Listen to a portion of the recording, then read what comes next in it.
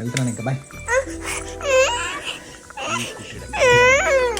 ఏడోక దిగినా స్నానానికి వెళ్ళాలి. దిగు నువ్వు యాక్ట్ చెయ్యి. ఎక్కడ ఏది నాన్న? అయ్యో ఏ ఎలా